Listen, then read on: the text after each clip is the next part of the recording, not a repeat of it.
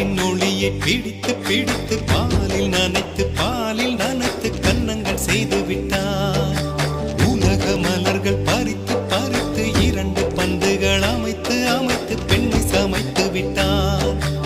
அழகு என்பது ஆண்பாலா பெண்பாலா என்பதில் எனக்கு சந்தேகம் தீர்ந்தது. அழகு என்பது நிச்சயம் பெண்பாலடா.